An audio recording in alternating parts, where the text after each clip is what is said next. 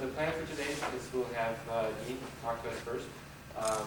So in the noon we'll break for lunch, have lunch. We go out and look at the truck, and around 1:45 we'll, or around 12:45 we'll meet back here and hear George's presentation. So we're going to start off with member introductions. Ben Hansen from Freightliner. George Freund, GM Freund Associates. Ken Butler, American Medical College. Doug Johnson, retired. Stamp 8, retired. Kyle Buell, Daryl Buell. Kurt Schultz, Natural Materials Handling. And Hobbensiefken, and I have some guests, my wife Mary, my sister Shirley, and her husband Jan, and my son Robin, and his friends.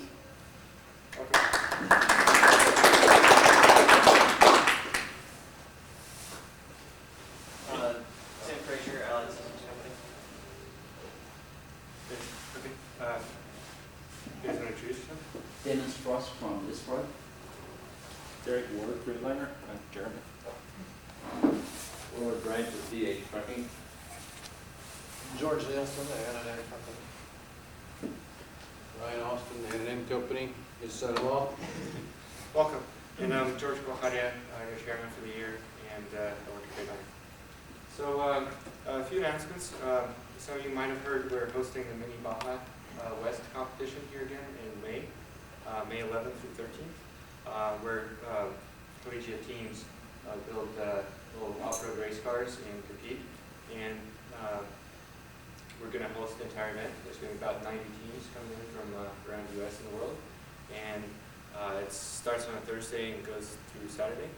And we're going to need a lot of volunteers to help out at the course and judge the cars on their quality and stuff like that.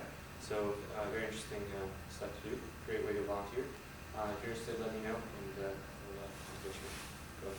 So our first speaker today is Dean Hobbensiefken, and he'll tell us about his company, Paymaster, and what he did to develop it. Thank you, George. Good morning. Appreciate you all showing up to see the program today. I'm very honored to be here, and through this project I haven't made a lot of money, but being asked by my peers at SAE to tell about the truck at times makes it all worthwhile. I'd like to mention something. The last few trucks that I built, my great friend Willard Branch over here was a big assistant. He is for years was my business partner, and he actually did the assembly with one other man of the last two trucks that we built. And a lot of the engineering of various components, I consulted him, and Willard, thanks. You're welcome.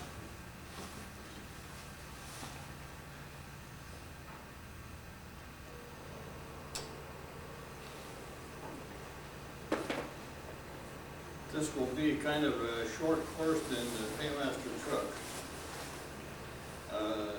We'll cover about 25 years in about 25 minutes. This idea came upon me along about 1968. Can everyone hear me okay? Jim, can we move the projector back to a little bigger picture? Yeah.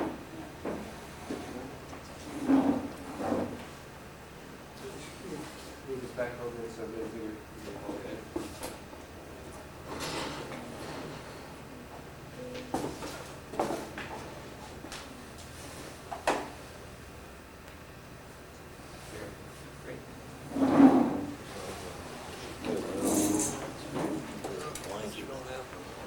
In 1962, I started a trucking company, DH Trucking Company, and Willard Branch is the present owner and still operating the company, which is quite gratifying to me that he's done so well and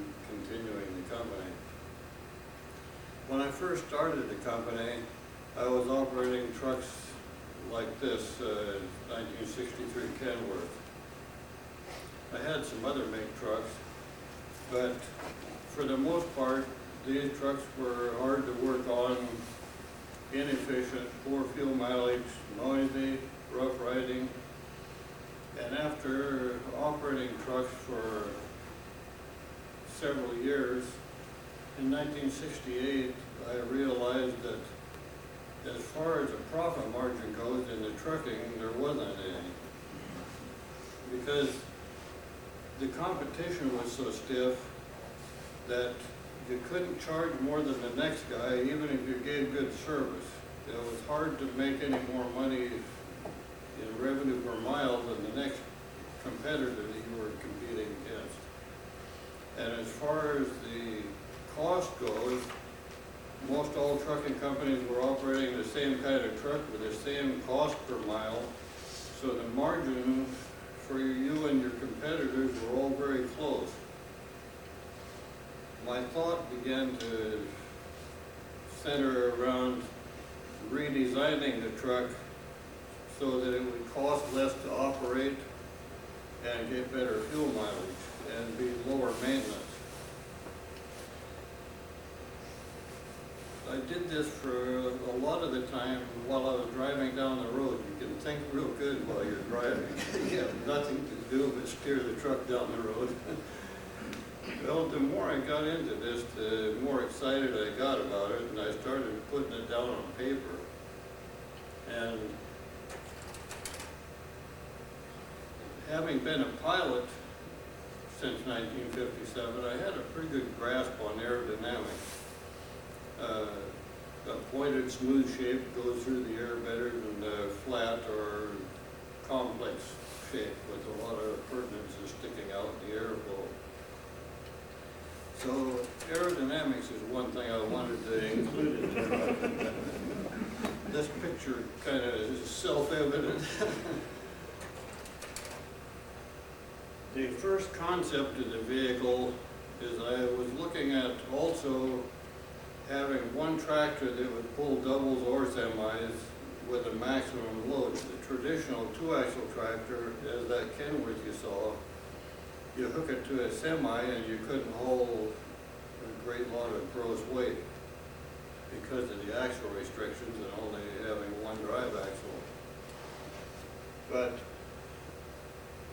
as this illustration shows, the top combination at that time, it was pretty much of a national gross weight limit. It was 73,280 pounds and a maximum overall length combined was 55 feet. That was your traditional fleet tractor combination.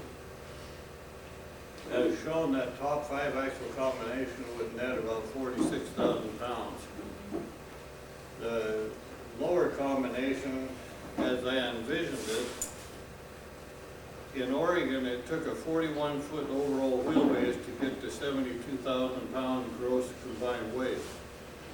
So what I did is I made a drawing and I placed that steering axle at 41 feet and worked everything else around it. I worked the payload kingpin formula backwards to locate where the drivers would be based on the estimated light weight of the tractor, so that I had 18,000 pounds on each axle of the tractor. And of course it would take an 18,000 pound axle and suspension up there with wide base tires. After I got this far, I got kind of excited about that, because with a sliding fifth wheel you can pull semis or doubles, and the payload capability of that tractor would be such that it would be very close to the 5-axle combination. As you see there, that combination would net a 42,000 pound payload. But if you use a semi with a spread tandem, you could gain back that 4,000 pounds and it would actually hold the same payload as the 5-axle on 4, with 18 on all 4 axles. At the same time, I was looking at aerodynamics, as I mentioned, and I had to work around the driver's configuration in the cab for ergonomics and adequate space, and also design the cab in the most aerodynamic shape I could. The shape I had in my mind was the helicopter cockpit, kind of a teardrop thing. But I had to make it, design it in a fashion that it was something that I could build in my shop.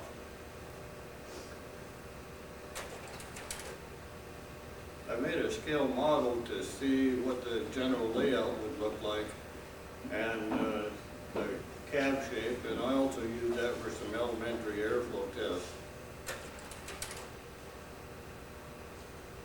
One of the problems I came upon during the engineering of this truck was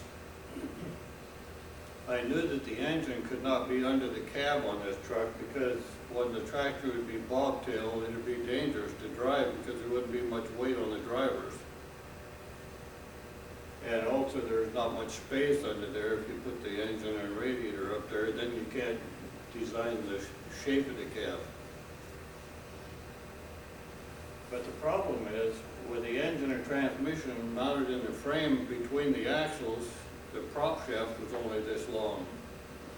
And if the axle is articulating up and down with normal suspension travel, the U-joints would be operating past the 3.5 degree limits almost all the time, and the U-joints would fail in a short order, so it was an unworkable situation.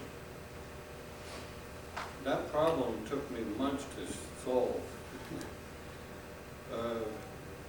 One time I was driving to Las Vegas on a vacation, and at 2 o'clock in the morning, driving down the highway, the solution came to me. If you mount the engine, transmission, and drive axle all on a subframe, the relationship between those components stays the same all the time. So you can engineer the prop shaft angles to the optimum position and they stay there. So then I got real excited about this whole thing.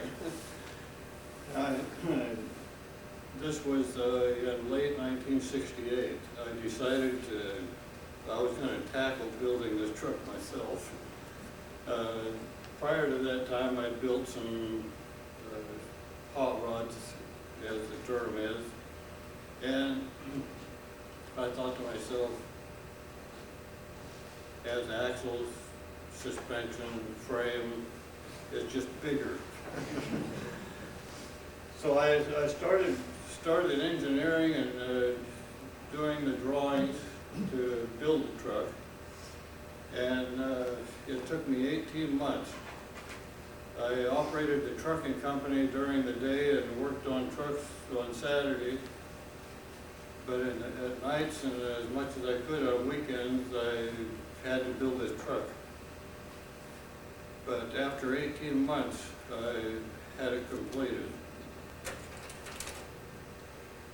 This is a photograph showing the first chassis pretty well together, showing the hauling trailer hitch where the power module connects to it.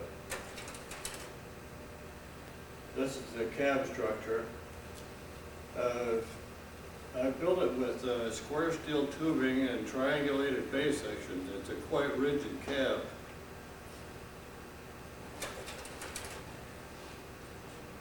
This is in early 1971. The truck was actually drivable here. All the Paymaster trucks, I built the wiring harnesses so that the harnesses were separate on the cab and separate on the chassis and separate on the power module, and they all plugged together. So that you could remove a cab or remove the power module just by disconnecting things, like disconnecting a trailer. So I had the cab complete, wired and everything, and it only took about 30 minutes to set that cab on there and to start the engine up. In July of 1971, I had the vehicle completed and hauling with lumber. This photograph shows the concept quite clearly. 4 axles, all on wide base single Michelin steel belted radial tires, which reduce the weight of the vehicle, reduce the rolling resistance of the vehicle. There's less wheel bearings and brakes. The aerodynamics is evident. You'll notice in this picture that there's no radiators on the side of the cab on this truck. The first truck I built had a Ford 534 cubic inch heavy truck engine, gasoline, with an Allison MT42 automatic. And that combination worked real good, but to make it simple for me to start with, I put the radiator right in front of the engine where it normally would go. But that didn't make it easy getting at accessory belts and things like this, so that was one thing I wanted to change sometime. Now this combination here actually worked out better than I thought it would. Your typical truck with a gasoline engine in it was lucky to average 3 or 3.5 miles per gallon. But this truck averaged 4 miles to the gallon with a full load. And actually at 72,000 pound gross weight, the light weight on this tractor and trailer combination ready to go was 21,000, so it actually net more than a 5-axle combination would at 51,000 pounds of payload. This first tractor had a 62-inch sliding fifth wheel. Because when you're pulling a semi, the fifth wheel had to be 62 inches ahead of the drive axle to get 18,000 on each axle. It's kind of a ridiculous offset for considering the standard tractor. But by sliding the fifth wheel back, it would pull a standard set of freight levels. This photograph here was taken of the tractor at the Portland Coliseum in late 1971. There was the Pacific Logging Congress show. And at that show there were a lot of truck engineers from many different companies. One of the companies whose chief engineer was there was International Harvester from San Leandro, California. He came by many times looking that truck over and talking with me. Another chief engineer that was there, excuse me, that gave me a lot of encouragement was the chief engineer of Hayes Trucks out of Canada. Many of you know that now as the White Western Star, and now owned by Freightliner. But this engineer, he also came by many times, and in our discussions I told him that the truck averaged 4 miles to the gallon. He said, well, I have a lot of experience with gasoline engines and diesel trucks. And he said, if you get 4 miles to the gallon with that truck, he said, if you put a diesel engine in it, it'll get 7. And I thought, wow, I didn't have a truck in my fleet that got over 5. So right away I was headed for a diesel engine in this truck. In 1973 I had it completed with a diesel engine in it. The engine I chose was a Caterpillar 1160, which is the same as the Cat 3208. It's not a huge engine as far as horsepower. It's 225 horsepower. But it was of a size that fit the truck real well, and it had one of the lowest brake-specific fuel consumptions of any engine you could buy at that time. So it was a perfect match for this truck. You can do all you want with rolling resistance, aerodynamics, and the truck was one of the first trucks, I believe, that there was a complete effort, a total effort for fuel economy, looking at every aspect of the truck that consumed horsepower. Aerodynamics, rolling resistance, mechanical friction, lowering gross weight, accessory loads. So with this Cat engine in here, the cooling system was also one thing that I wanted to improve on from what I had on the first tractor. And all trucks prior to the time I built this truck, the cooling systems had shutters on the radiator. The thermostat in the engine was a full open thermostat. When the engine got up to temperature, the thermostat would open and circulate water through the radiator.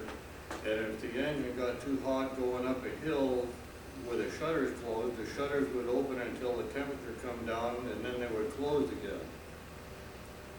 There were no thermostatic fans or thermostatic controlled fans. So the fan ran all the time on these older trucks and it consumed 15 horsepower from the engine all the time. So to try and eliminate that horsepower parasitic loss, I figured if I put 2 radiators on the truck and move them up on the cab where there's less vibration than down on the frame, I would eliminate the shutters and use the natural airflow of going down the highway to cool the engine. And by having thermostatically controlled fans, I could control how often the fans run and only run them when it's necessary. To do this, I had an acquaintance in Seattle who was one of the top hydraulic experts in the country, really. And he was familiar with aircraft hydraulics. And he helped me design a system using an aircraft hydraulic pump, a pressure compensated flow control pump, and 2 aircraft hydraulic motors. And the fans were driven by hydraulic motors, which would run up to 4,500 RPM, but in the truck we had it set so they'd only run about 2,300, basically like engine speed. But with the thermostats and this hydraulic system, the fans only ran when the temperature demanded that there need to be fans. And with the hydraulic system the way it was designed, the fan didn't come on at full RPM, it only ran at variable speed. It would start out and you could count the blades going by and progressively run faster to balance the heat rejection load of the engine. With a Hobbs hour meter on the truck, it was shown that these fans only ran 10% of the time on an annual basis of engine hours. So 90% of the time it was saving 15 horsepower. The truck was shown with a diesel engine that it did get 7 miles to the gallon, as the engineer told me it would. In some configurations it got a little less than that, but it was in the high 60s. This photograph here shows one of the fleet tests that we did. IMT was the trucking company out of Albany, and they had a steady haul into Portland, hauling 5,000-pound rolls of paper. So I talked to them, and they said they'd be interested in doing a test. This Peterbilt averaged 4.2 miles to the gallon. Had I think it was a 250 Cummins in it. We hauled the same identical trailers with the same identical loads over the same route at the same speed. The driver in the Pete, we were going to drive about 60 or so, but once we got out on the road, he thought he'd run away from me and run about 65 miles an hour, but that tractor was saving so much power with aerodynamics and the rest of it, it ran 65 real easy with a 225. The results of this test was that the Paymaster tractor saved 12 gallons of fuel on every round trip to Portland from Albany for 24 gallons of fuel a day per truck. At this time, I had an acquaintance in Seattle, and he knew a fellow who was an aerodynamic engineer for Boeing in in Seattle. And this individual, his name was Rudy Reichel. He was a World War II German rocket scientist. And he found out about my truck. And he said, I'd like you to do an aerodynamic coast down test. And he says, I'll tell you how to do it and help you do it. He said, my son is an engineering student at Oregon State. And he said, I'll have him come out and help you lay out the test. So I found a 3-mile stretch of highway from the State Highway Department east of Albany that was a 0 grade for 3 miles, no ripples in it. And they gave me permission to conduct these tests on that piece of state highway. I don't think you could probably do that anymore. The way the test was done, it was quite something. It sure showed me that engineer knew what he was talking about. We had 1 mile to accelerate the truck to 65 miles an hour. And the second mile, we put flags beside the road at 500-foot intervals all the way through that mile. We used 2 stopwatches and a clipboard on his name. And you'd enter the course at 65 miles an hour, declutch, take it out of gear and coast. And then when you reach the first set of flags, he'd tie them, write down the time, and at the same time he punched the other stopwatch to catch the next 500. And it was kind of a tricky deal, but he was good at it.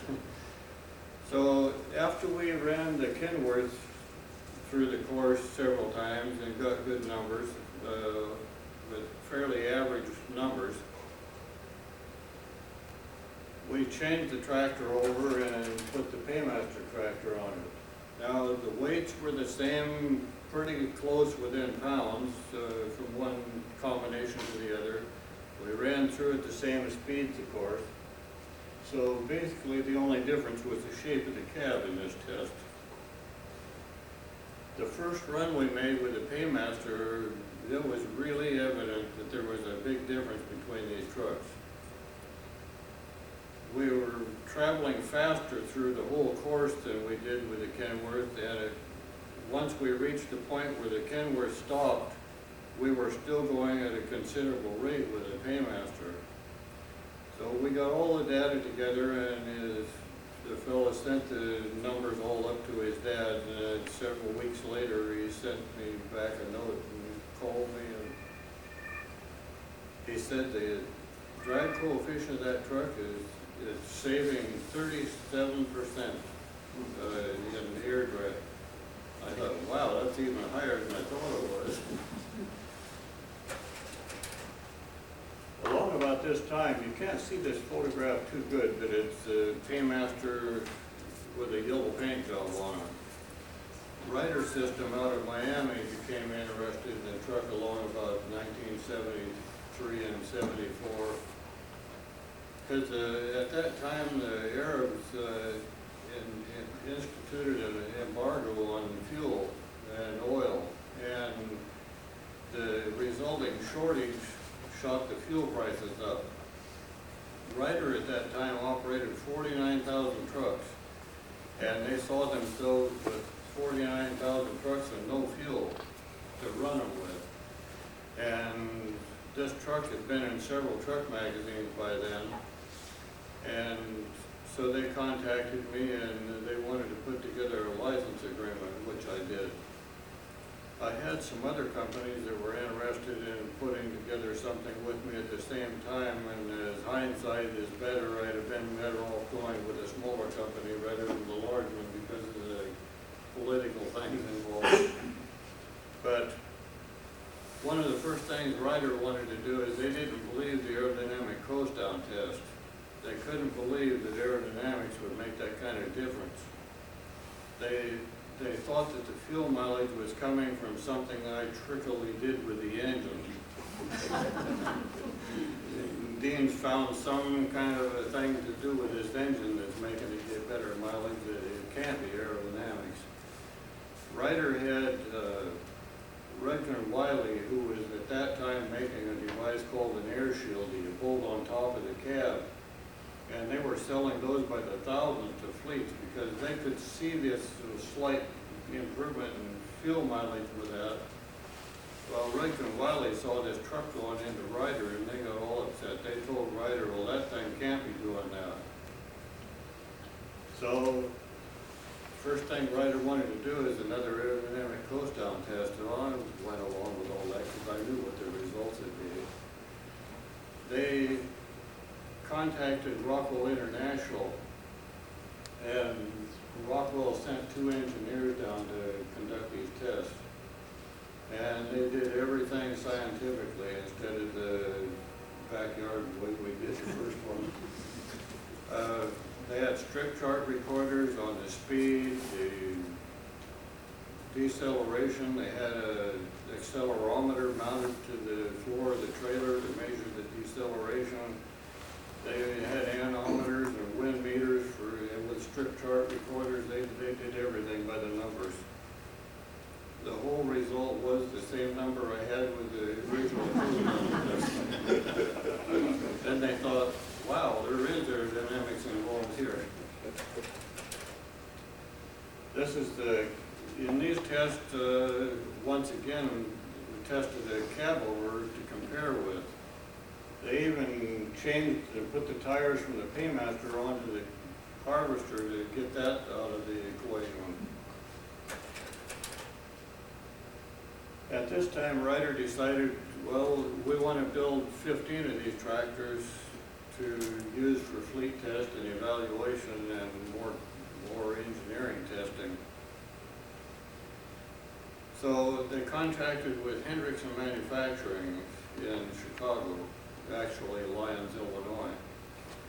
And Hendrickson had been in business since 1923, I believe, building trucks.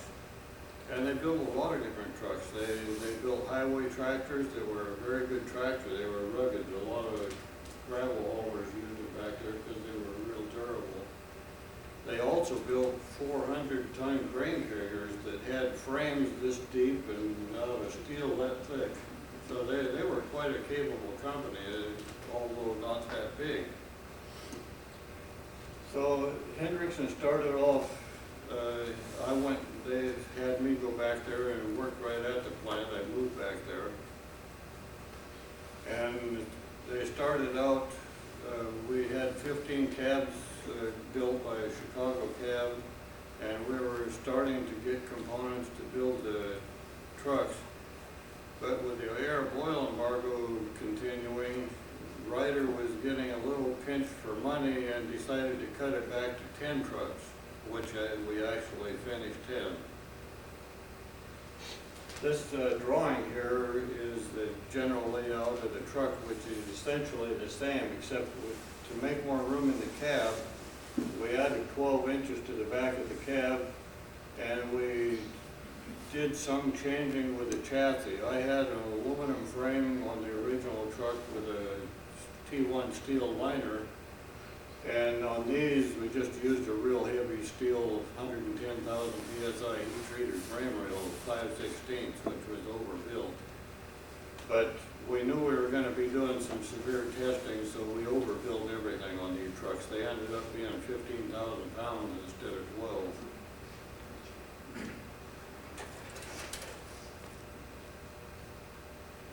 At this time, before we had these 10 trucks built, the original Paymaster was being tested to pieces. I was surprised that it stood up to it because they wanted to do everything. They ran it across rough railroad tracks doing 60 miles an hour and did maximum performance brake tests, and I thought to myself, I hope this thing survives all this. But along about all of these testing with the original Paymaster and including the second generation R100 Ryder truck Paymasters, if you will, we did over 20 scientific tests, and they were done very exacting, in a very exacting manner. We did a rolling resistance test to sort out the differences between bi-ply tires and steel belted radials. We did a lot of fuel economy tests. We did tire blowout tests at Fort Stockton, Texas at Firestone's test track, because a lot of people were thinking, boy, if you have 18,000 pounds on the steering axle, you're going to be dead if you have a blowout. But we proved that the tractor was completely controllable even with 18,000 pounds, because it had a heavy power steering unit on it. And the driver could drive right straight down the road with a right front or left front blowout with a full load. We tested blowouts at 60, 45, and 55 miles an hour. And the most the truck ever deviated was 21 foot off to one side. Never did lose control of it. Once we switched to hydraulic power steering, there was no deviation at all. The driver could drive right straight down the line. Some of the other tests that we did were ride evaluations to see what the difference in ride was, which was substantial, because this tractor had all air suspension on it, steering axle and drivers, and it rode considerably better than other trucks. Bostrom Seat Company in Milwaukee, Wisconsin did these tests. They had accelerometers mounted in several places on the cab and seat, and then they took these back to the lab and analyzed them. And it showed that with a standard cab-over harvester that they tested also, that a driver could only stand physically by the government's numbers to drive that truck for about 3 hours and he'd be hurting. Whereas my truck, a driver could drive it for 7 or 8 hours using the same parameters. This picture here shows the control room at the University of Maryland's wind tunnel. Besides the aerodynamic coast-down test, many of the engineers involved wanted to do more finite testing and see if there was some way to make further improvements on the aerodynamics. So a company called Creative Industries in Detroit was contracted with to make 2 different scale models with many appurtenances to use on the cab and the sides and on the trailers to test in the wind tunnel. We were in the wind tunnel for nearly 2 weeks we tested over 60 different configurations of this tractor and combinations of cab overs. This shows the scale model semi being bolted down to that steel fixture. This is an 8-foot test section in the wind tunnel. They had an 1,800 horsepower motor running a huge propeller in this tunnel. Due to the scale size of the model, it took 180 mile an hour wind tunnel speed to equate full scale conditions. That steel plate was mounted to a huge mechanical structure underneath the floor down in the basement. It had all kinds of load cells on it to measure all the forces: lift, compression, side forces, measured everything. And the printouts that they had showed all this data.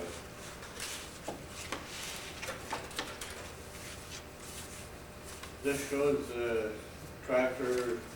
They had a parabolic roof arch added to the top, and it showed that that didn't really do too much because the shape of the cab to start with was aiming the airflow up over the trailer, and it was in nearly a dead airspace. It's kind of hard to see with the light the way it is, but there's a light streak to the left. This was a photograph taken, and the test was just for illustration purposes, 4-foot photography. There was a man inside the wind tunnel with a stick and a piece of white yarn, and they were only running the airflow about 35 miles an hour. Excuse me. you can see the white line, the piece of yarn that started up in front of the cab. The air starts turning quite a ways out in front of the cab already. And this was quite evident running the tractor in Oregon in the winter when you were driving in a snowstorm at night or in just mild snow. You could see the snowflakes in the headlights 10 feet out in front of the truck starting up already. It was quite a graphic illustration of what the airflow was doing. The photograph of this scale model here is similar to the third generation Paymaster. And at the bottom is the coefficient of drag of 0.4359 at a 0 degree yaw angle, or in other words, dead center, no wind. To equate what that number means, air drag coefficient doesn't have anything to do with the size of the vehicle. It has to do with the shape of the vehicle. Porsche 944 sports car has a drag coefficient of 0.44, which is about the same. Lamborghini Countach, which many of you are aware of, has a drag coefficient of 0.43. Dodge Viper is 0.40. And quite surprisingly, an Formula One sports car, which you would expect to be really streamlined, it has a drag coefficient that's twice as dirty as that. What they're doing is they sacrifice downforce for streamlining, and they use a heck of a lot of horsepower to overcome the drag.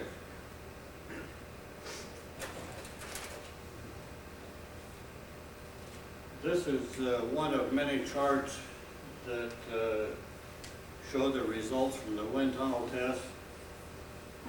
The lower line is the Paymaster, and the upper line is the cab over harvester. At 55 miles an hour, the difference is 81 to 142, just to push the cab through the air.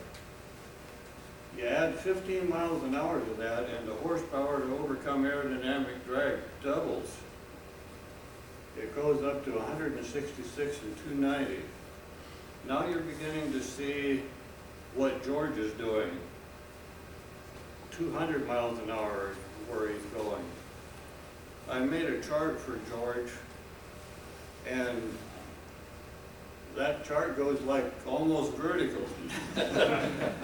When you get up past 150, a few miles an hour takes hundreds of horsepower. And in George's case, we're figuring he can do about 215 miles an hour if everything is right. At least we're hoping for 200.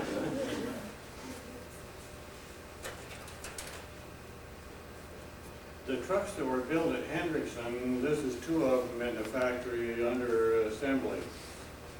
The fellow at the right there is the founder and chairman of Hendrickson, who is deceased.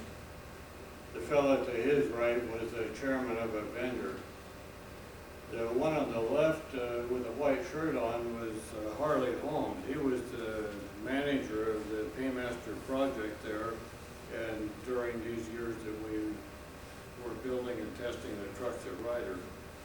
He was an impressive individual. I really enjoyed working for him because he was a grassroots thinker as far as engineering went. He was the former manager of Ford Motor Company's special order division of the Louisville truck plant, so he was no dummy. This is the first tractor that was completed in the second generation. This picture was taken at the Durrell Country Club in Miami. That tractor had a VT903 Cummins and a 320 horsepower V8.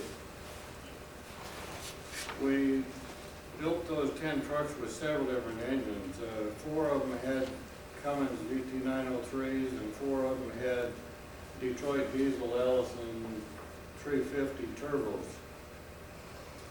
And then we had 2 tractors that had excuse me, six-cylinder inline Detroit, 671.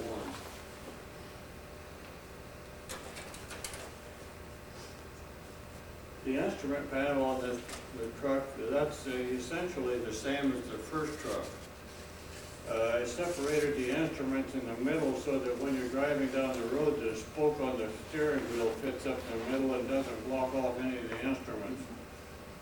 The controls are easier to reach, and the row of white buttons are manual reset circuit breakers. To make the electrical system easy to service and trouble-free, we use numbered and color-coded wiring on all the wiring systems, and as I mentioned, the plugs for disconnecting. The wiring system on these trucks, all of the later ones, used a Hypalon wire coat, which was a high-temperature, high abrasive coating. During the same period of time, exacting fuel mileage tests were done at Cummins Engine Company's Pilot Center in Columbus, Indiana, at the factory. The Pilot Center does all the testing for Cummins engine facilities. And that's all they do, so they're really good at it.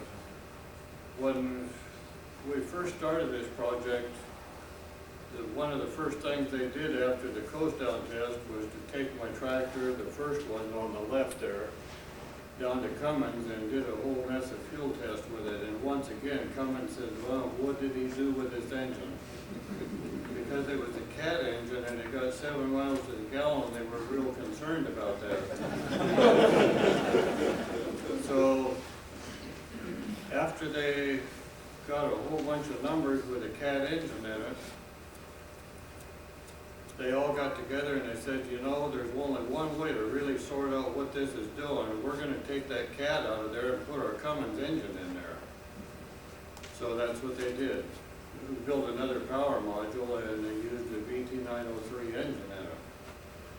They took it out on the road and holy cow, gets 6.5 miles to the gallon. Cab over harvester was still getting 5 with the same engine in it. And so when we got that first, second generation tractor in the middle there, it had a VT903 engine in it also. So all three of these tractors had the same engine, same weight, same tires, same load, same route, same speed. They even swapped the drivers from one truck to the other to eliminate the variable of the drivers. They had fuel flow meters and recording devices on everything. And they kept very detailed records on the whole test. These are the results that Cummins came up with. The standard international harvester at the top got 5 miles a gallon. They ran that truck every day that they ran anything. They used it for a base control model because sometimes temperatures and weather variations changed and they could use that for comparing. You go down to the Paymaster with the VT903, it got 6.4 miles to the gallon, and with the Cat it was getting 6.8. They got a little bit less mileage than I got in my operation out here because I was pulling flatbeds running lumber, and it wasn't quite as draggy as running a box.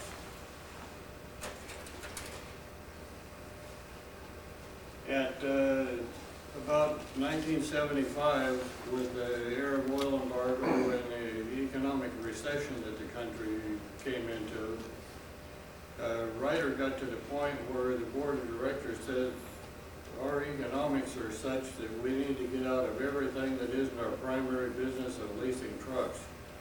And my truck project happened to be one of them, unfortunately. There were some areas that they felt the truck wasn't being accepted as well as it could in the industry when we put it into truck fleets. Part of it was It was the only aerodynamic truck out there, and to the drivers, it looked real strange. They would say, "What the hay is that?" when they'd see it going down the road. And so some drivers had a resistance to driving that truck because they got ridiculed on the road by other drivers. That's not a good psychological thing for a person. Other things were, I was promoting the use of wide-base steel-billet radial tires instead of putting duals on an axle. There was a logical reason for the non-acceptance of that theory at that time, because trucks prior to this truck all used bias ply, nylon, or rayon tires with tubes in them. They had a real high failure rate. They had a lot of flat tires, and so consequently they felt they needed to run duals in order to be able to get back to the terminal and limp in with another tire. They had not yet accepted the steel-belted radio's higher safety factor. And only in recent years here now, you're seeing wide-base steel-belted radial tires on everything, including tankers going down the freeway. But it took them 30 years to accept them. So I had some things with the truck that weren't being accepted well back in the mid-70s. Once I came back to Oregon, I decided to try and gain back some of the negativism by designing my truck backwards. I took out some of the benefits to go with standard tires, and I put a sleeper cab on them. The fuel mileage wasn't quite as good. It got about 6.5 miles to the gallon, which still wasn't bad. This photograph shows the scale model that I built prior to building the first one of the third generation trucks like George has. The little streaks you see on there are tufts of white thread that I taped on the surface to do elementary airflow tests.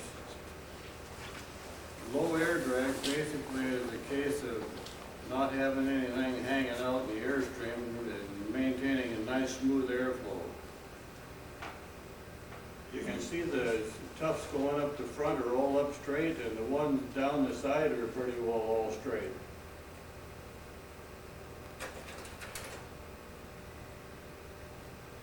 It took 18 months for me to engineer and build this third generation tractor here. I completed that in November of '78. It took quite a while to build this tractor because I used fiberglass in a lot of parts, and it took months of sanding.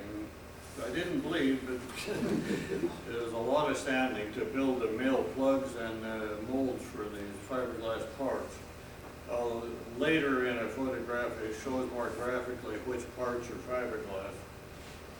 But this tractor got pretty good fuel mileage. I had a fuel flow meter on it, and I had a friend that had an International Harvester cab over, and he had a run to San Francisco, and he was making that twice a week. And when I got this tractor running, he asked me, he said, "Dean, I'd like to borrow your truck or lease it from you or something to try it on that run and see what it does for fuel." And he was using 340 gallons of fuel on a round trip to San Francisco and back with his Harvester.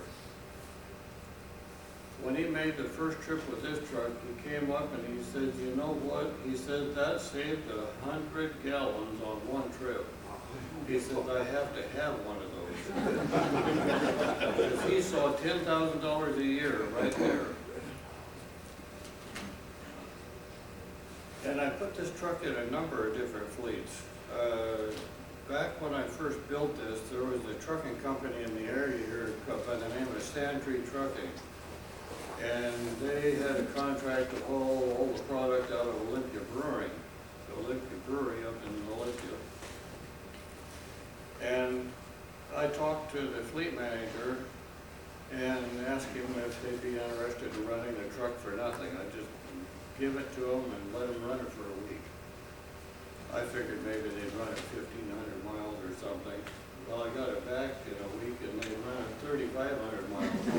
They ran it 24 hours a day, slip seating it with the driver. All they asked them was that they give me all the exact details of the driver reports and the fuel economy. The results of that week were that their fleet average was 4.2 miles per gallon with the cab overs. And this tractor got 6.2. Same loads, same routes, over to Bend and anywhere else they ran.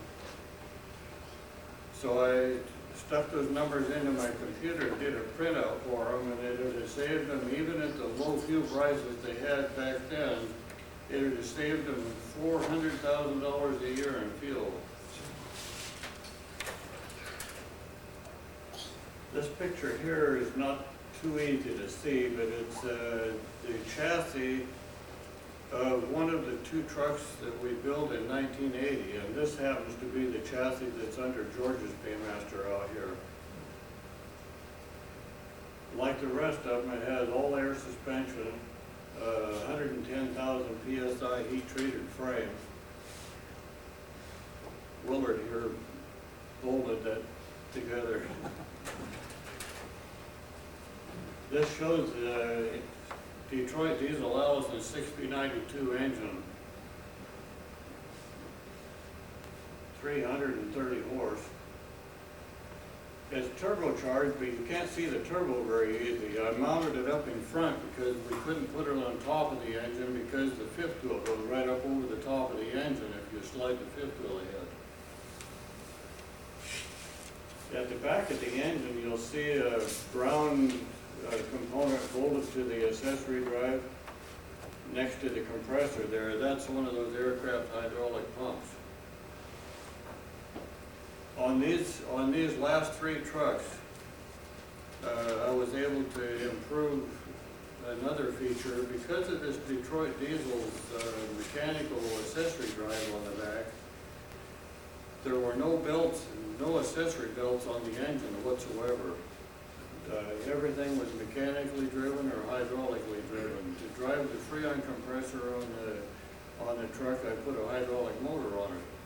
And this hydraulic pump there were sensors on all these devices, so if I had a demand for air conditioning, the pump would stroke up and run it. And power steering, whatever it needed, it was also run by that pump. And the fan for cooling the engine was run by that pump. Pretty nice and efficient setup. This is the truck that George has. All of those white components are fiberglass. The brown parts of the cab, the door, and the cab structure are all steel.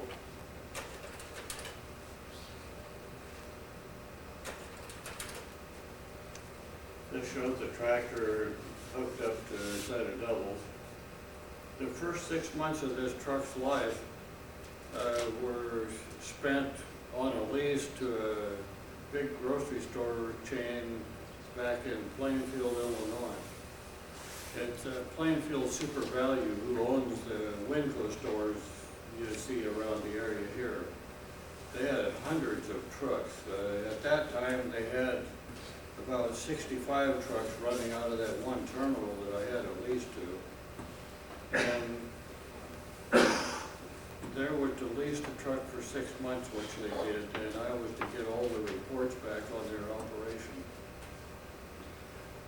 Right away, they gave me the same kind of numbers as the fellow that ran to San Francisco. They said, we have tractors running every day to Davenport, Iowa from Chicago, and your truck saved 55 gallons the first trip it made. And quite gratifying. This is the last truck that was built along with the truck that George was built. This is the truck that the fellow that had the harvester that ran to San Francisco bought. That truck has 2 million miles on it. He ran it 17 years, every day, but the days he took off. He was owner-operator. And in 1997, he finally decided he'd sell it. And a fellow by the name of Art Wilkins in Stockton, Kansas, he had told him, if you ever sell that, don't call anybody but me. Well, Dick Heaters, the fellow's name that owned it, he forgot about him. And he put an ad in the magazine to sell it. Boy, he got a phone call right away from Art back there, and he says, what are you doing? I told you that. And so the first thing Art did is he said, I want you to rebuild this truck for me. So I put it in my shop, and I spent a year on it, and I put it back in as near the new shape as I could. And he still uses it. He owns 3 trailer manufacturing companies, and he uses this to tow his new trailers to truck shows because the tractor draws a lot of attention.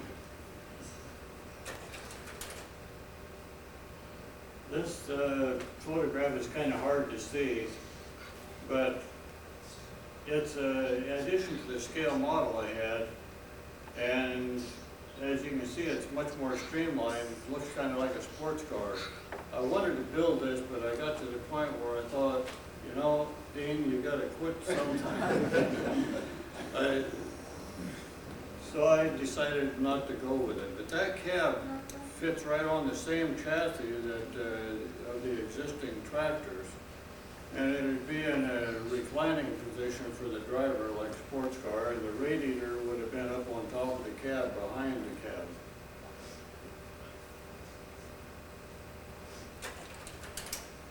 And that's it. Have any questions?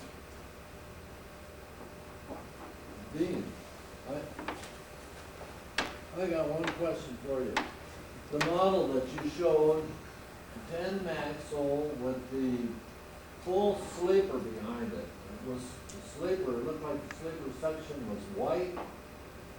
Did you ever put one of those together like that? Did I? How was that? That's a fairing truck. It is a fairing? No, Is that a super? The one picture that you had. I'm sorry, my hearing is crummy. I can talk. The one, 10 Maxwell that you had up there. Right. Third generation tractor. Right. But behind the cab and to the front of the trailer was a large additional section that was all white. Right. And you said that was a sleeper on there? No, that part in the back was all aerodynamics. Did that work? Did it help? Oh, yes. In aerodynamics, as far as what George was talking about, those side pieces that go back, they were not necessary on the 2-axle tractor because on that one with a 62-inch fifth wheel offset, the cab was quite close to the trailer, and the corner of the trailer in turn came up within this far of the back of the cab.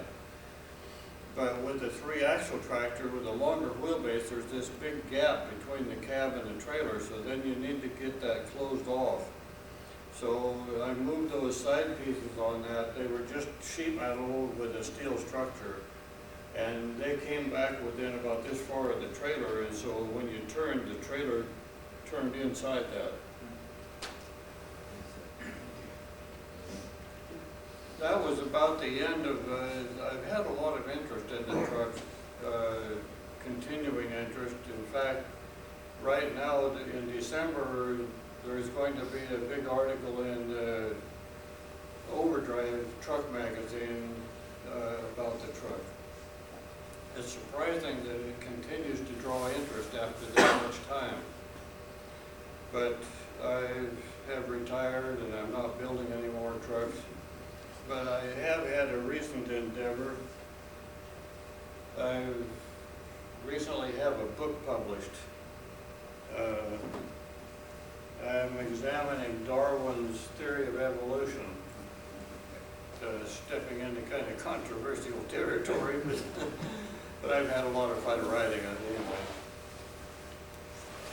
Thank you very much. You've been an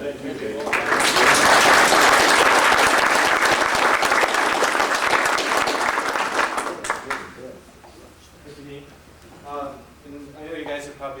actually see the truck.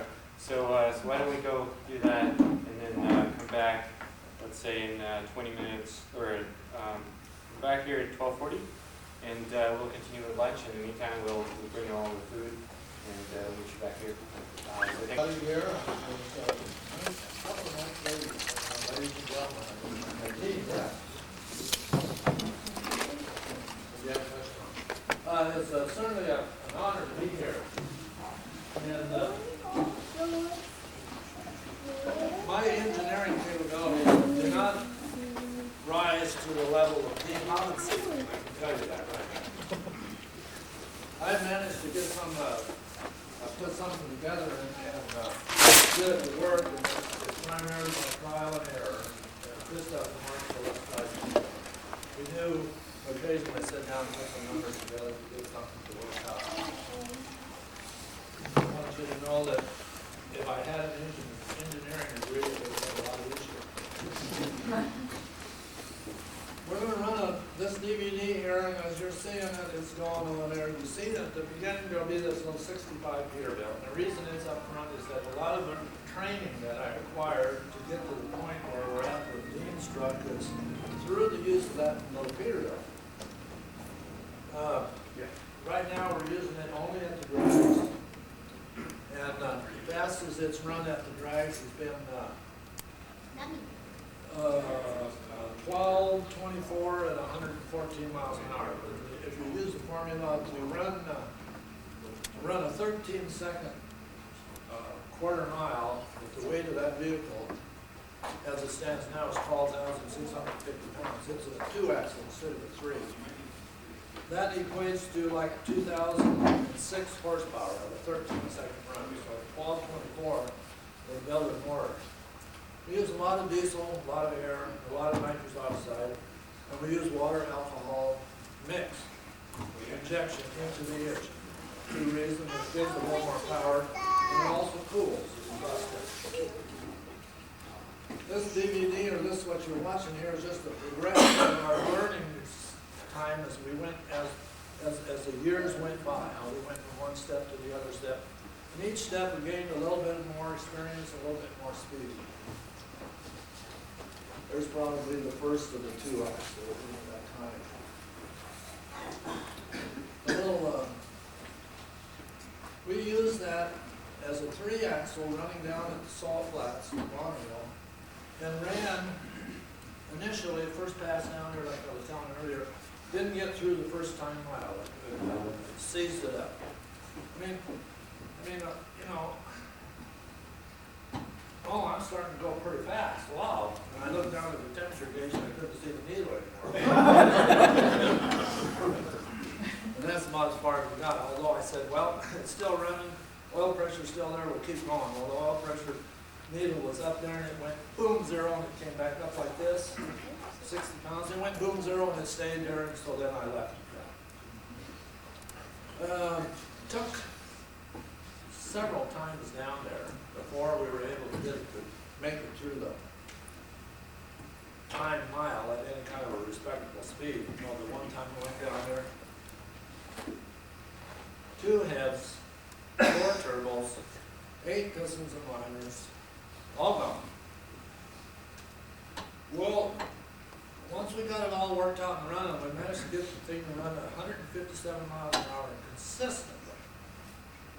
One time we down there, we made, I think, 12 passes, over 150 miles an hour, no problem.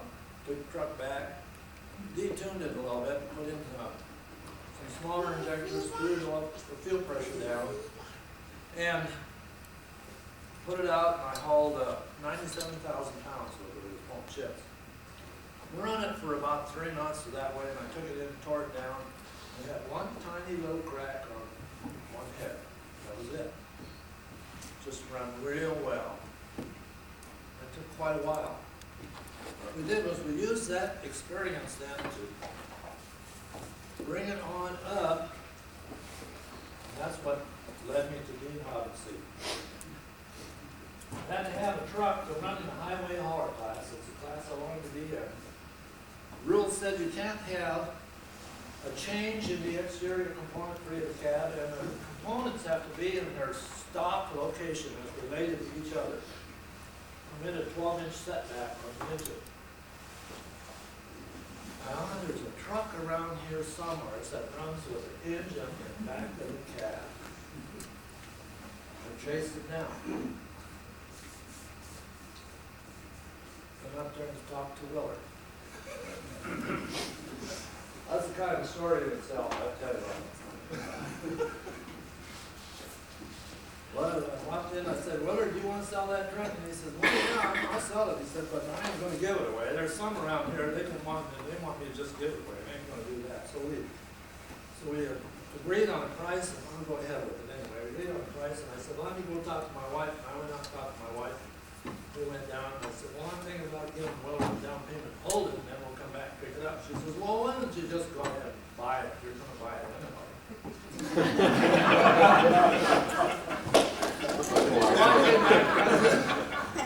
I said to Willard, okay, we'll take it. Well, it turns out that my wife dropped a zero, see, and Dean, Willard looks at the check and says, this down payment? Hazel, my wife, Hazel, good lady, she picked up on it right away. Boom, her face changed. She grabbed that check out of Willard's hand, tore it up, wrote another one, handed it to him, and then it was 100 miles back home, and she didn't speak to him.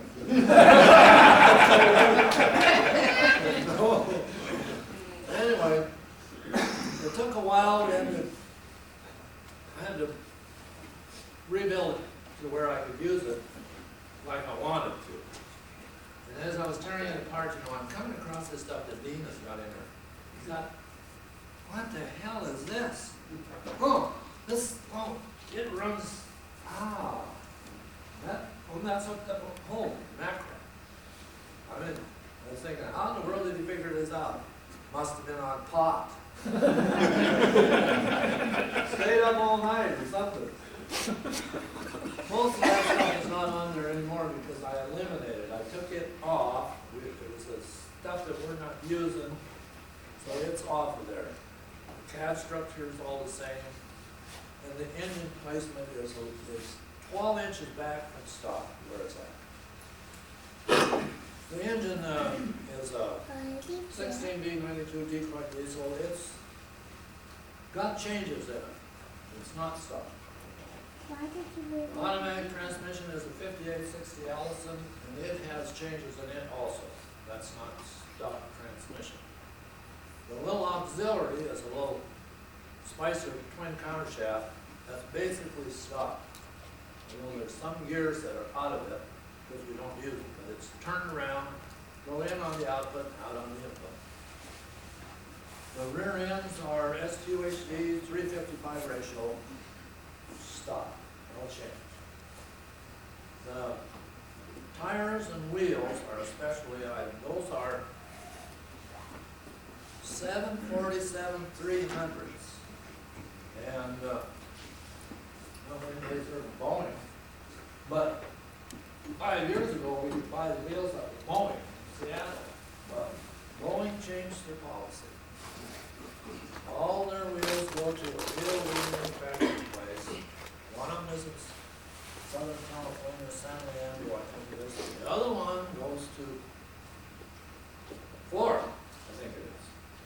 And if you want to buy any of those wheels, the only way you can get them is remanufactured stamp. Well, when they put that remanufactured stamp on there, price goes way up. I don't know if you notice the decals on the tank, but that says American Tire and Wheel. Aircrafters Incorporated. Out of Maryland. And I located those gentlemen, very nice, and they shipped me out 6 wheels. And relatively inexpensive. I think they were around $500 a piece. Tires are, I acquired those primarily from joint venture, and a couple of them from Aircrafters Incorporated. Center sections and changing of those wheels was done by a gentleman named Art Dick over at Astoria. A.F. Dick Manufacturing. He's really excellent in works with big stuff. He took those and machined the centers out and then machined a steel slug go inside there and fit onto the 10-hole pilot hub so that we could use it on a regular truck wheel. And it works real well. And on one I might mention now that the front tires on that truck right now got 215 pounds of nitrogen in it. That's what it takes to keep that tire around. The rear tires, we discovered we can run those at 125 without problem. The unit did well down at the salt flats until I broke the input, like I said, to the auxiliary. But at 175 miles an hour, our onboard recording device, our instrumentation shows that we were pulling 750 degrees of exhaust temperature. I'm thinking, I know that it's safe to 1200. I can run to 1200 without hurting it. Using Dean's figures for this coefficient of drag, I called Dean and he figured it out. And I told Dean, let's figure 1,000 horsepower use at 175. What is it going to take to go to 200? And Dean, you worked it out, and I think, like you said, it was 2,000 horsepower. I figured 2,000 is probably upper limit. And that would push it to like 215. And we're thinking that it's really, it's capable of running to 200 miles an hour. 200 miles an hour will put the record up there for a highway hauler. That's going to be hard for anyone else to do, unless they find another paymaster. I'm looking right at Dean now, because I think he's the only one who's got any left. So, that's going to be our attempt for the years to come. Didn't get to run this year, we got rained out. And that run there is what you did on one of the runs that was very successful. I mentioned it to some, I'm going to mention it again right now. As soon as this DVD gets through, I'll open it up for questions. But CFI is a big company out of Kansas City, Missouri, I think it is. They run many trucks. In fact, they have a standing order for 30-plus trucks a month from Kenworth, just to rotate through their fleet to keep it updated. Wow. Kevin McKelvey is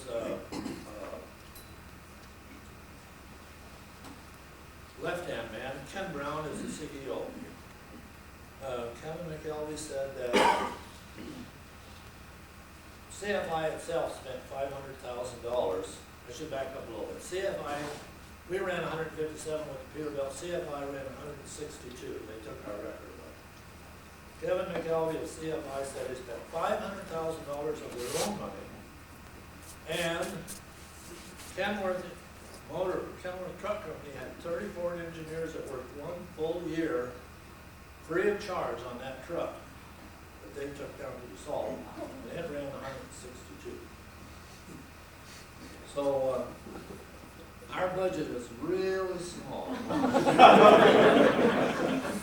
We got champagne IDs on our beer budget. Every time I get on the phone and call somebody for something, that's the first thing I say. How much is it going to cost me? And I tell you, I've been really fortunate in the help that I've managed to get. It's really good.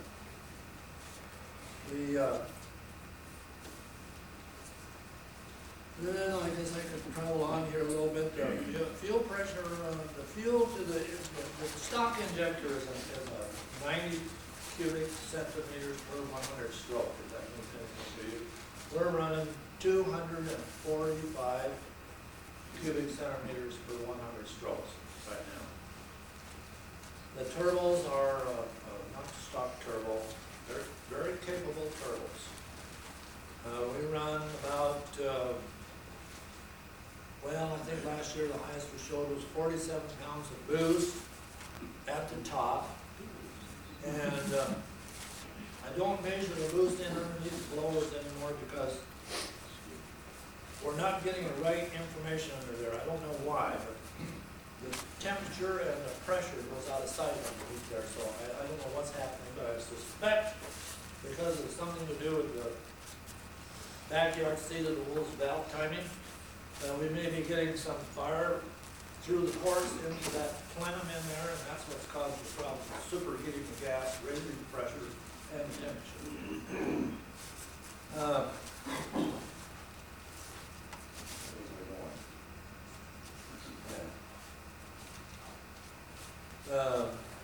Valve train assembly. We did have some problems peeling off the little keepers that hold the valves in. The call excavating on it. He said their valves are floating. I said, it certainly doesn't sound like they're floating. It doesn't make any difference. If you're peeling the keepers, they're floating. So there's springs in there. I think stock pressure is around 140 pounds seated. No, open. And right now we're running about 350 pounds. Both about 180 seat. And we haven't had any more trouble with the keepers. So obviously he's valves are floating. Now, we turned the engine out there, you heard it, I turned it to 2,500 when I started it. It runs at 3,150 The little Peterbilt drag racing runs routinely out the other end of the port at 4,200. No problems. Like I say, everything stays together except for the heads. They have a problem with the heads, and there's somebody's gentlemen here, we have 4 passes, they're cracked. 8 passes and the water is pouring through them so badly that you have to throw them away. I've got a stack. Yes. A big stack. So I'd sure like for one of you guys to engineer me up a good head, because I could use it. Now at 3,150 and at the horsepower and pulling out of that 16, I don't anticipate any head problem. I think that it'll be okay. I'm not sure exactly what's causing it to break. Obviously, it's probably heat and then the water going away and the water coming back. But I think that because of all the nitrous oxide they're using on the Peterbilt, pound a second that's Peterbilt. And by the way, it loves nitrous oxide. It really does. That we're creating so much pressure in there and so much heat that the water's going away right away and then it comes back and breaks it.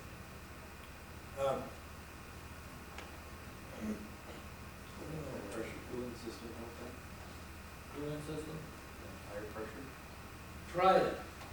Tried reverse cooling, spent all on reverse cooling, and didn't make hardly any difference. Could not stop it. Just have not been able to. I rerouted, I put bleed lines in and pressurized it. And on the Paymaster, we pressurized the cooling system right from the get-go. We actually have a regulator on there, pressurize it, keep the pressure to it all. Piston to liner clearance. I can't remember the exact number now because there's so many figures go through my head. I'm getting too old to forget. But I can remember that what we were set up to do, Detroit diesel has a dimension that when it reaches that point, it's wore out, you throw it away. We go 10 thousandths past that. And that's where we start, the liner. It works very well. The problem is that after a while, it develops humps in the liner, little bumps in it, so that there's no way to clean it out because it gets too big, you have to throw it away. But initially, it works very well. You have to change the clearances on the wrist pin in the piston skirt, because the skirt will actually pinch together enough and change that opening there so that it binds on the wrist pin. I have to open that up and make some more over there. Do you get slap on your skirts? Is that what's happening? Well, you can hear a little bit when it's cold, but just, as soon as you get some full power on it, run it, it'll be fine. No, what we're seeing, you pull the engine down, look at the end of the wrist pin, and there'd be a spot on it, 180 degrees apart. And the end, looked like somebody hit it with an arc weld. Just 2 spots on each end. And the only thing I can figure out is that it's caused by friction, I'm figuring. And I'm thinking that the opening in the side of the skirts is going oblong, and so that it's pinching it at that point there and making a problem. Where are we at here? Still on the Peterbilt. Yeah, 95, that's a lot of weight. 90 Says 95? DEQ didn't get out of first. Those things you see on the side, that's oil they pour on the salt. Hey, do we have, I think I got some on there from the push. Do we have any on there from pushing? I pushed with the Peterbilt. I went down there and I pushed the joint venture. I don't know if you know about it. It's, well, the Phoenix. Pushed, I went down and pushed Carl. There it is. Now watch when he touches that thing off. There's 4 6-inch exhaust pipes coming back there. And when he touches it off, I can't see where I'm going. There. There it comes in.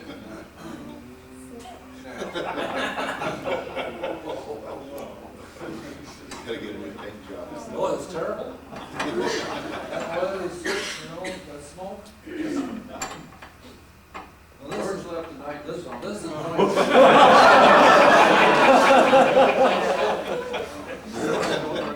When those guys run down there, everybody stops.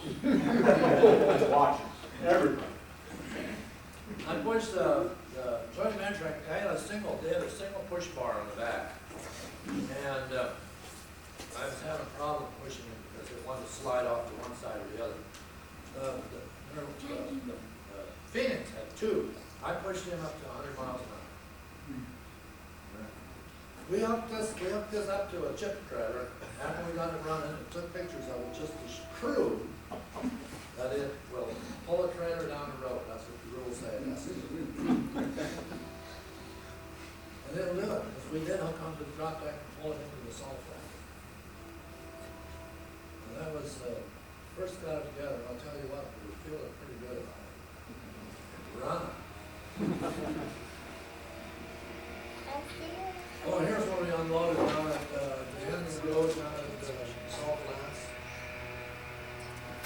And unhooked, Brian's connected in the front, hooked a Paymaster on and went from there.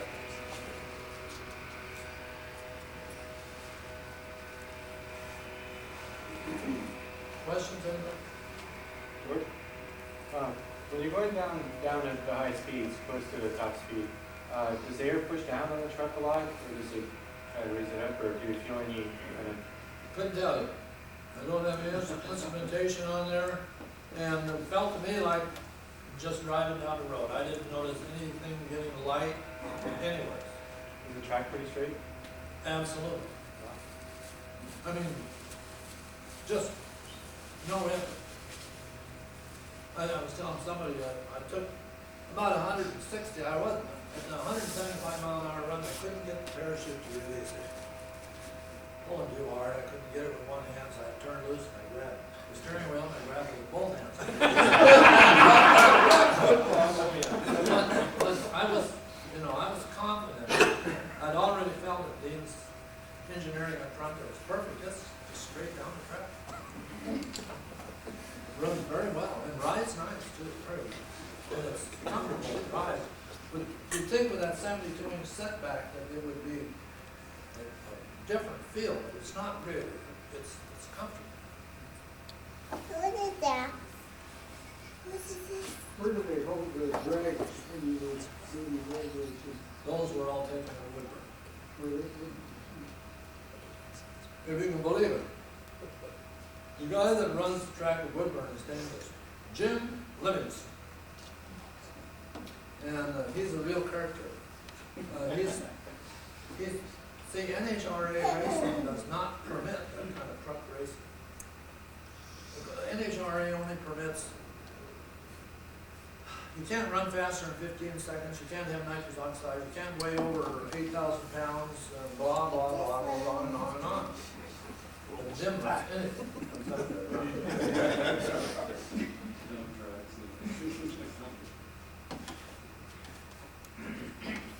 This is the end of the road, so to speak, from here out onto the salt.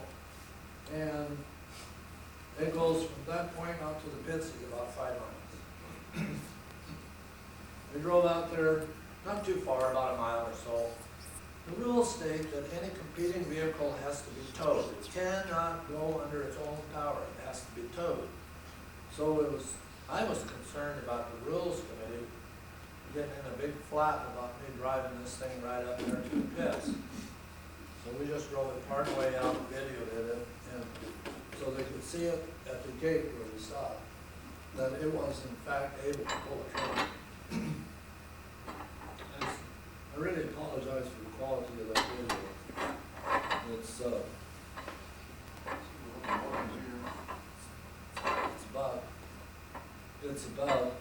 it's been re-recorded too many times probably, and it's amateur photography, so. That's sitting inside the cab at inspection. And they strap you in, all your gear, and Brian makes the final tie down, because I can't, my hands are all tied up, you can see all the stuff you have to wear.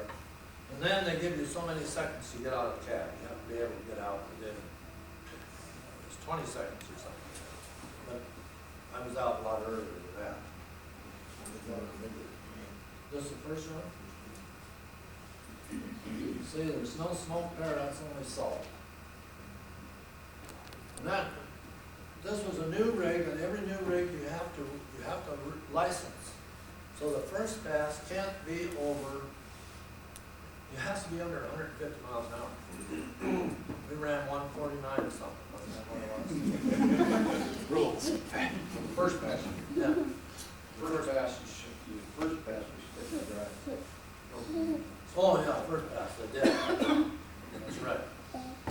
First pass, I went in. 149 miles an hour. Then the next one you have to run under 175, isn't that right? Yeah. And we run a 174 or something. And so then we went back and run a 176. But the rules say that you have to run, they have two courses down there. I'll back up a little bit. They have a short course, 1 mile, 2 miles to get up speed, 1 mile time. Then they have what we call the long course, 2 miles to get up speed, 3 1-mile time intervals. Well, to get over to the long course, you have to run at least 175 in the first quarter of the first time mile, at 1 mile.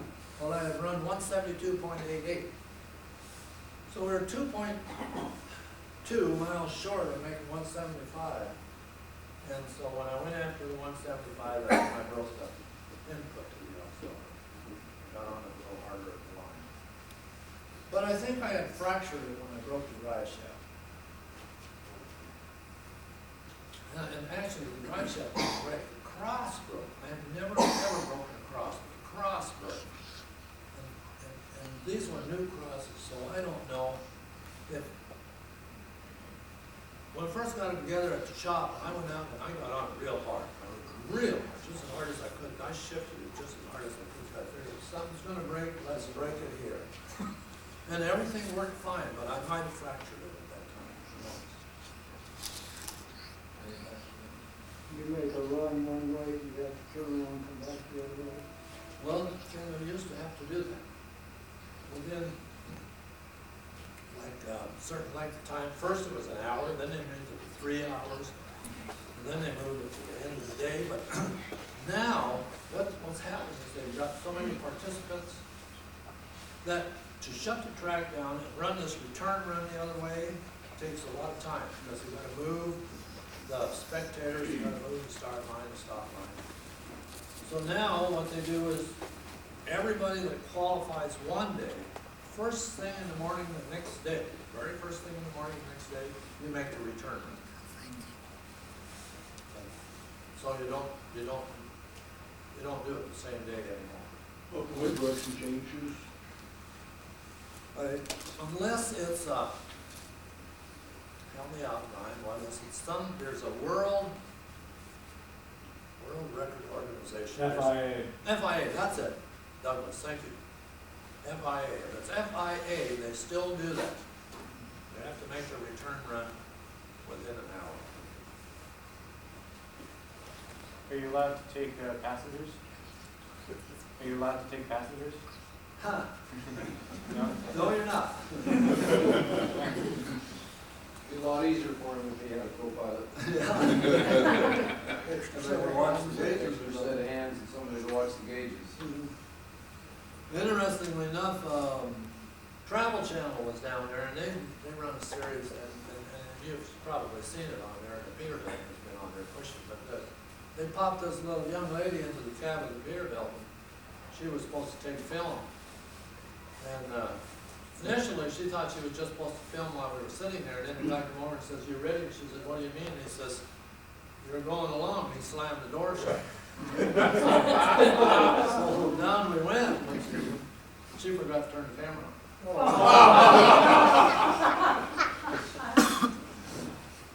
What it is? Video injured? Probably not. Huh? One that I filmed from inside, it's probably not injured. Oh, it's on there.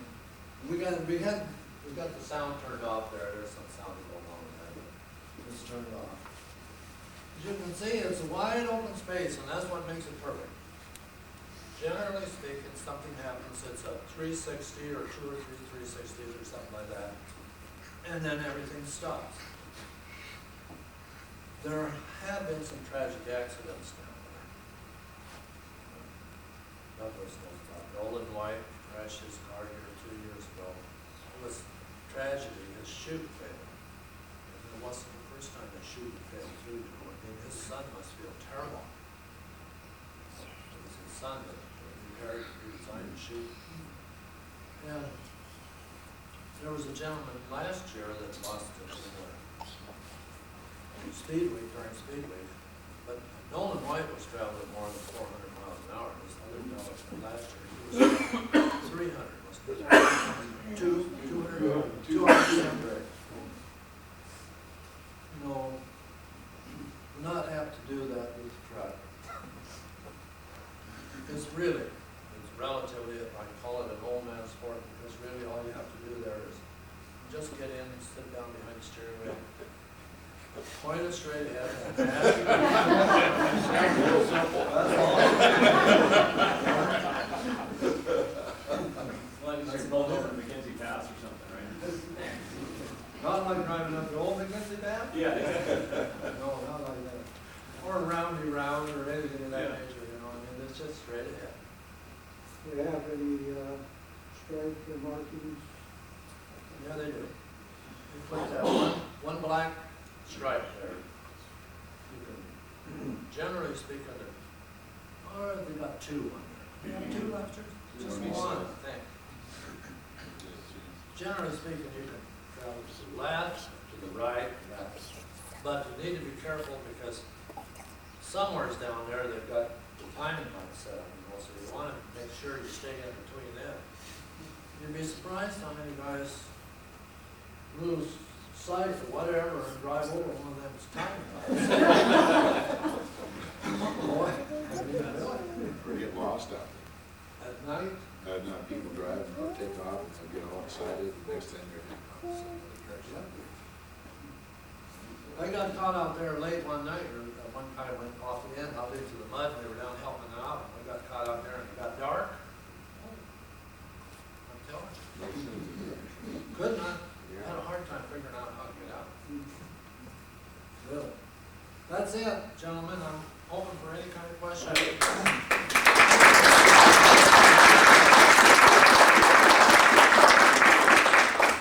What is the actual water pressure in the block on one of these engines when you're running?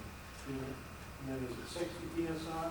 Yeah, 65 is what I've heard. Now, I have never measured them, but I've heard it's 65.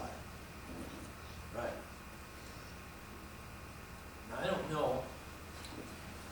know where would you measure that? I mean, how would you? Well, I mean, you know, I suppose you could stick a probe in somewhere, but I don't understand, how does it build 65 pounds of pressure? It don't follow me, because it's certainly not up in the radiator. Okay, I can explain it. They have a water pump. Yeah. The water pump blows the water, in this case, into the block. Yeah. At the surface of the block and the head, you got all these little holes. Yes, that's right. Those holes are restrictors. you have water pressure against the restriction, and that's what causes the pressure.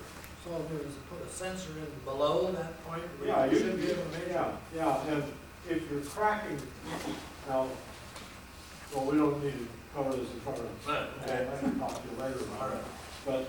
But, for example, the Detroit engines, the two-stroke Detroits, they typically run lower pressure than, say, Cummins used to. I don't know what they're doing these days. Cummins used to, when they took the original N engine from 150 horsepower up to 335, for example, they spun the water pump a lot faster, so they had much higher pressure in the block than, say, the Detroits did. And I'm gonna do that. so, after, I can draw you a sketch, Yeah. give you some ideas about how to research that. Along with that On your theme, cracked head. yeah, along with that theme, what you were talking about, and all those openings from the block up into the head, sealed with little O-rings. Now in here, Bill, as we progressed up through the horsepower band, all of a sudden, an O-ring would flip over out of its position, and then the water would into the crankcase. Okay, let's cut it. Well, we'll fix that. So we had little tubes, machines, little inserts, drilled down into the block, fit tight up against the bottom of the head. And this O-ring sits in there. Now it's contained. It can't get out of there. Wrong. but holds pretty good. Oh, that's a pretty good job. What's causing that O-ring to flip into that hole? Well, I finally decided that what's happening is that it always happens after the nitrous oxide comes on, and this thing starts building horsepower. Because of the clearance that I've got built into the unit between the piston and the liner, I've got lots of crankcase blow line. I mean, we knew we had lots of crankcase blow line because on every pass I'd make, I'd blow out 1.5 oil into the container. And that was filtered before it got there, so sometimes it would still blow out. So, okay, I'll fix that. I put in a dry sump system. Put 4 30-gallon pumps. Caveat. Actually, I could have got by with 3, I think. But I've got 4 of them to keep the oil supply out of that pan on that engine. So, okay, at the same time, that helped to decrease the crankcase pressure. And that eliminated the blow, decreased it enough so that the oil doesn't blow out anymore. But I'm convinced that what's happening, crankcase pressure between the head and the block, and it's up in there and it's pushing these O-rings out of their position down into the block. Yeah, you could be stretching the head bolts. You're probably stretching the head bolts. The head bolts are stretching. You're probably stretching them quite a bit. But we've got no indication of compression loss across the fire deck, the deck there, the seal on the deck. No indication of any kind of a loss across there. That's perfectly tight when you pull it down. So, I don't know. But anyway, along with that there. Hey, Norm, George. Quick question. Is that first mile, is that long enough for you to accelerate, or are you still accelerating through the second 2 miles? Well, you get to accelerate as fast as you can all the time. They give you 2 miles at first before they come with the timing lights. You've got 2 miles. Okay. And then of course, once you enter into that next mile, you can accelerate as hard as you want to. That is, unless you're qualifying the vehicle, like I said. Then you gotta go through the steps. But no, you can just keep right on going. And when you pull the chute, is that enough to do the majority of the slowing down, or what if the chute didn't work? At 175 miles an hour, I could feel the chute pull. At 150 miles an hour, I did not, well, it was slowed down more than that. But I did not feel it at all when the chute was played. What if you were just deployed? What if you were just to coast down? there enough wind resistance to slow you down pretty fast, or? They want you to slow down as soon as you can and get off the track so they can run the next race. Now, they got after me one year for that, and I tried to slow down earlier, and all it did was start going sideways. And so I said, you're just gonna have to bear with me.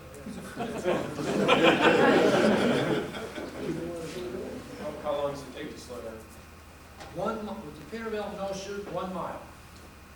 Actually, it took longer, but it took 1 mile to get from 157 down to 100 miles an hour, or to the speed where we could use the brakes without losing a foot. And then it was just a short distance after that because we could use the brakes. Yes? Are you using a chemical in the water? I only use, yes and no. I use Melcool, and I was using a water wetter. I mean, I had been using the water wetter.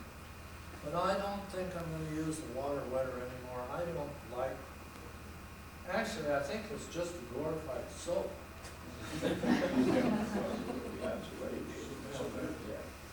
I don't like what it's doing to the inside of the engine there, what I see there. It's okay until you get combustion gas in there with it, but once that comes into what happens is it builds rust instantly, it seems like, inside that engine. It's a real problem. It sounds like you're generating some heat out of it. Yeah. That was the issue. Right. Okay, thank you very much, George. Oh, question? I was just curious what you use for a parachute for the thing. Yeah, is it a normal drag chute or? I've got Yeah. I got an old Air Force cargo parachute, about 20 foot diameter. That's what's on there. I mean, Dee's supplied it, but it's an old aircraft cargo parachute, is what it is. And he's just modified it, so. Okay, thank you very much. Thank you.